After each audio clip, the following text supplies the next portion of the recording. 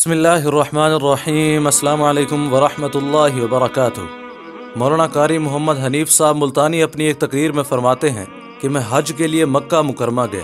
میری ملاقات ایک ولی اللہ مولانا خیر محمد صاحب سے ہوئی جو بہاولپور میں رہتے تھے۔ سارا دن اپنے ہاتھوں سے کام کرتے اور شام کو طالب علموں کو حدیث پڑھایا کرتے تھے۔ مولانا خیر محمد صاحب نے فرمایا کہ میں نے خواب میں دیکھا کہ بیت اللہ کا طواف ہو رہا ہے۔ حضرت آدم علیہ السلام طواف کر رہے ہیں اور ان کے ساتھ حضرت ابراہیم، حضرت موسیٰ، حضرت اسماعیل، حضرت یعقوب، حضرت یوسف علیہ السلام اور حضرت ایوب علیہ السلام موجود ہیں۔ انبیاء کرام علیہ السلام کی ایک بڑی جماعت طواف کر رہی ہے اور پیچھے پیچھے سید عطا اللہ شاہ بخاری رحمۃ اللہ علیہ چل رہے ہیں۔ مولانا خیر محمد صاحب فرماتے ہیں میں نے پوچھا شاہ جی یہ مرتبہ کیسے ملا کہ انبیاء کرام علیہ السلام کے ساتھ بیت اللہ کا طواف؟ تو شاہ جی فرمانے لگے بس اللہ تعالیٰ نے یوں کرم فرمایا کہ عطا اللہ شاہ بخاری تم نے میرے محبوب صلی اللہ علیہ وسلم کی ختم نبوت کے لیے زندگی جیل میں کاٹ دی، مصیبتوں اور دکھوں میں گزار دی، اب آ نبیوں کے ساتھ طواف کی سعادت حاصل کر۔ محترم ناظرین، حضرت مولانا محمد علی صاحب جالندری فرمایا کرتے تھے کہ وفات کے بعد خواب میں مجھے سید عطا اللہ شاہ بخاری رحمۃ اللہ علیہ کی زیارت نصیب ہوئی۔ میں نے پوچھا شاہ جی فرمائیے قبر کا معاملہ کیسا رہا؟ شاہ صاحب نے فرمایا کہ بھائی یہ منزل بہت ہی مشکل ہے۔ آقا نامدار صلی اللہ علیہ وسلم کی ختم نبوت کے تحفظ کی برکت سے معافی مل گئی۔ حضرت مولانا محمد علی جالندری نے فرمایا کہ حضرت مولانا رسول خان جو پاکستان کے بہت بڑے محدث اور استاد ہیں، انہوں نے خواب میں دیکھا کہ حضور صلی اللہ علیہ وسلم اور ان کے ساتھ صحابہ کرام کی جماعت تشریف فرما ہے۔ حضور پاک صلی اللہ علیہ وسلم کی خدمت میں ایک دستار مبارک لائے گی۔ حضور صلی اللہ علیہ وسلم نے جناب صدیق اکبر کو حکم دیا کہ اٹھو اور میرے بیٹے عطا اللہ شاہ بخاری کے سر پر باندھ دو، میں اس سے خوش ہوں کہ اس نے میری ختم نبوت کے لیے بہت سارا کام کیا ہے۔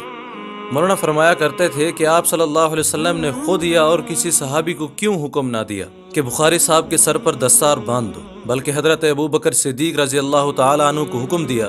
یہ اس طرف اشارہ کرنا مقصود تھا کہ سب سے پہلے ختم نبوت کا تحفظ مسیلمہ کذاب کے زمانے میں حضرت صدیق اکبر رضی اللہ تعالی عنہ نے کیا۔ اب پاکستان میں مسیلمہ پنجاب کا مقابلہ اور ختم نبوت کا تحفظ بخاری صاحب نے کیا۔ گویا ختم نبوت کا ایک محافظ ختم نبوت کے دوسرے محافظ کی دستار بندی کرا دے۔ محترم ناظرین، شاہ جی رحمۃ اللہ علیہ نے قومی زندگی کا آغاز تحریک خلافت سے کیا۔ یہ وہ دور تھا جب برطانوی سامراج نے ترک کی خلافت عثمانیہ کے حصے توڑنے شروع کر دیے اور کمال اتا ترک سے خلافت کے خاتمے کا اعلان کرایا، جس سے بر صغیر پاک و ہند کے مسلمانوں میں اشتعال لازمی امر تھا۔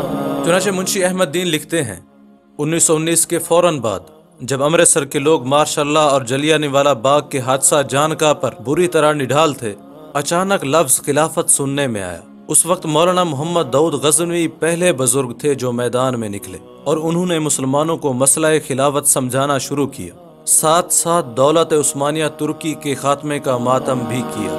یہ زمانہ عالم اسلام پر چاروں طرف سے مصیبتوں اور آفتوں کا زمانہ تھا۔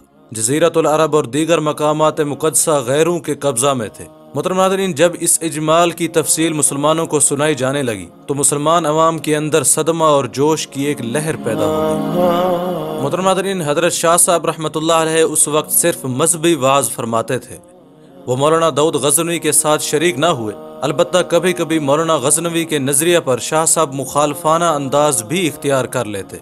محترم ناظرین، مصنف لکھتا ہے مجھے شاہ صاحب رحمۃ اللہ علیہ نے خود بتایا کہ ایک بار مولانا داؤد صاحب نے خود کوشش کر کے مجھ سے ملاقات کی اور کئی گھنٹوں کی ملاقات میں موجودہ مسئلہ کھول کر بیان کیا۔ تب شاہ صاحب قائل ہو گئے۔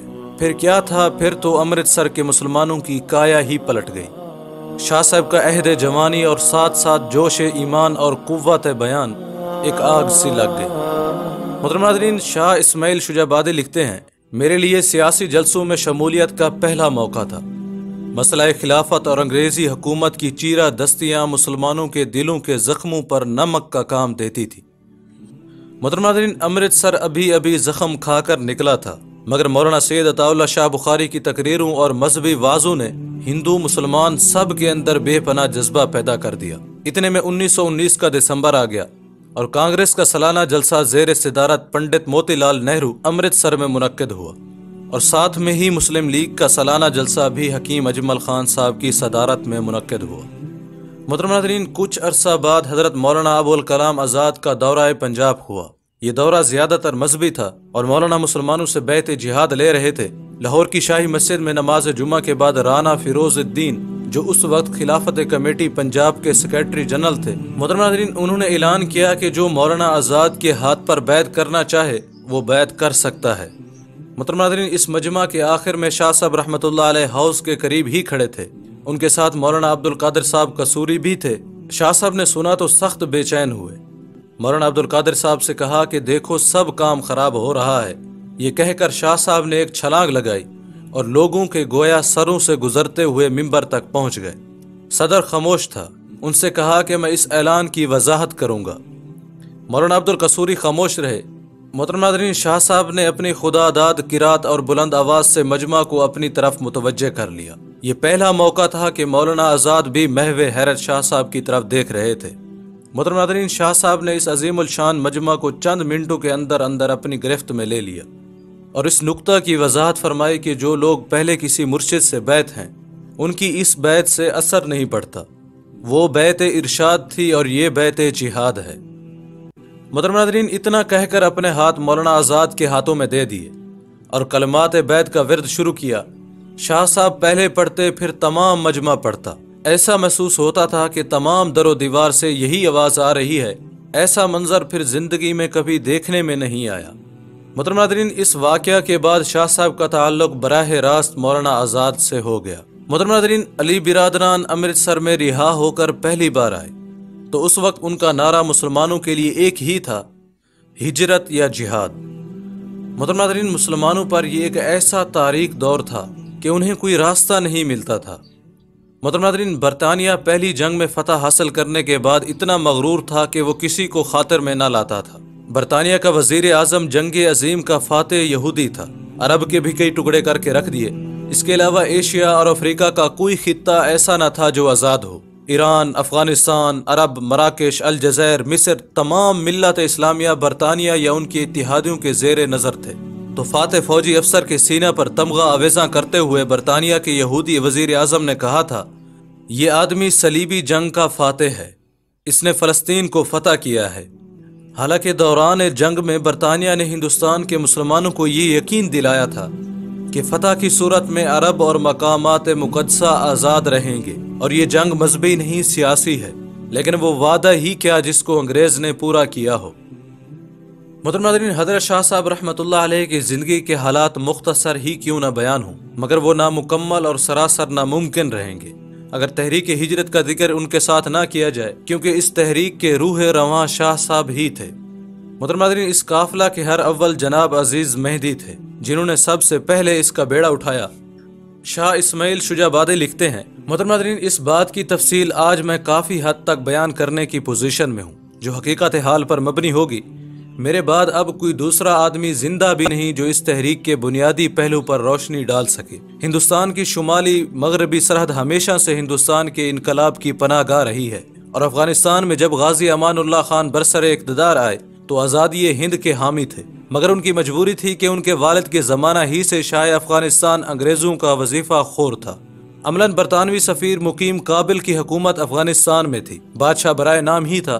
محترم ناظرین، غازی امان اللہ نے آتے ہی جب پہلا حملہ انگریزی سرحد پر کیا تو اس وقت انگریزی فوج بہت کم تھی اور پنجاب میں سازشی مسائل ہونے کی وجہ سے مارشل لا نافذ تھا۔ فوج پنجاب میں تھی۔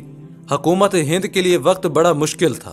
اس افغانی حملہ کی وجہ سے ایک تو عملاً مارشل لا اٹھ گیا اور دوسری وجہ یہ کہ پنجاب میں سازشوں کے باعث انگریزوں کو امان اللہ سے عارضی صلح کرنا پڑی۔ اگر یہ صورت نہ ہوتی تو انگریزوں کا پنجاب کو پریشان کرنے کا فیصلہ ابھی بہت باقی تھا۔ اس کا ایک فائدہ ہندوستان کو یہ بھی ہوا کہ حکومت برطانیہ کی پالیسی ہندوستان کی طرف عارضی طور پر کچھ نرم پڑ گئی۔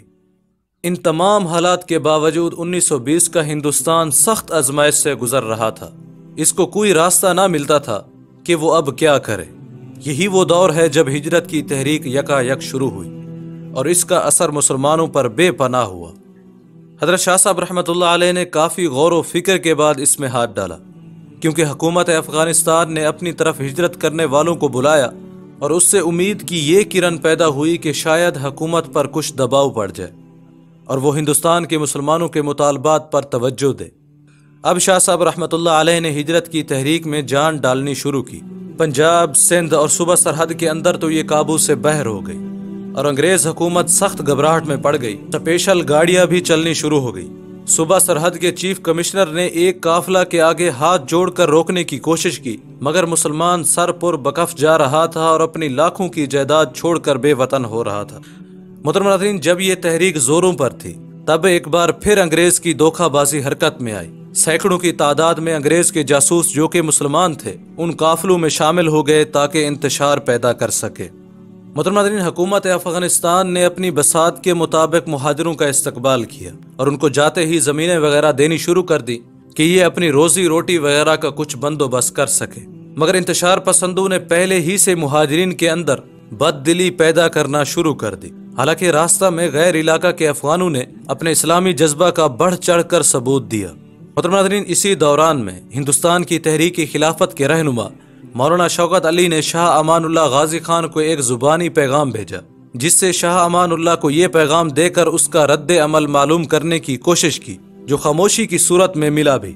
مولانا شوکت علی نے شاہ کو یہ پیغام دیا کہ آدمی، روپیہ، سب طرح سے ہم انگریز کے خلاف تمہاری مدد کریں گے، مگر ہندوستان کی زمین کا 1 انچ بھی نہیں دیں گے۔ یہ پیغام سن کر امان اللہ خان دم بخود رہ گئے۔ محترم ناظرین، دوسری طرف حکومت انگریز نے افغانستان کی خود مختاری مان لی، جس کے لیے کابل کی حکومت جد و جہد کر رہی تھی، مگر ساتھ ہی کابل کی حکومت کو یہ اشارہ مل گیا کہ حکومت ہند سے تعلقات بہتر کرنے کی ایک راہ یہ بھی ہے کہ مہاجرین کو ہندوستان واپس بھیج دو۔ محترم ناظرین، ان دونوں نے حکومت کابل کو اس بات پر آمادہ کر دیا کہ اس نے مہاجرین کی پوسٹ پر جو دست شفقت رکھا تھا وہ واپس لے لیا۔ محترم ناظرین، تب مہاجرین کی لاکھوں کے اجتماع کے اندر پریشانی اور انتشار شروع ہوا۔ پھر وہ طبقہ بھی مہاجرین کے اندر ہی تھا جو اپنے لیے موقع کی تلاش میں تھا، اس نے بھی فائدہ اٹھایا۔ اس طرح یہ تحریک ہجرت ناکام ہوئی، مگر افغانستان آزاد ہو گیا۔ اس ناکامی کے ساتھ ہی مہاجرین کے قافلے واپس آنا شروع ہوئے اور افغان سرکار کا شکوہ شروع ہو گیا۔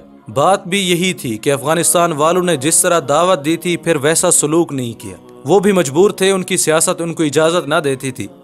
محترم ناظرین، اس تحریک کا سید عطا اللہ شاہ صاحب رحمۃ اللہ علیہ کی طبیعت پر بھی اثر ہوا۔ انہوں نے اپنا قیام امرتسر کے بجائے گجرات، پنجاب میں تبدیل کر لیا۔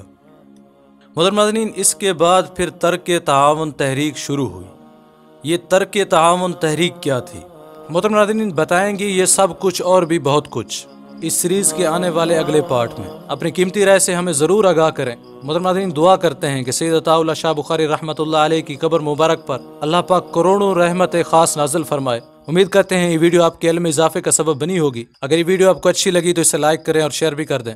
ملتے ہیں ایک نئی ویڈیو کے ساتھ، تب تک کے لیے اجازت دیں۔ السلام علیکم ورحمۃ اللہ وبرکاتہ۔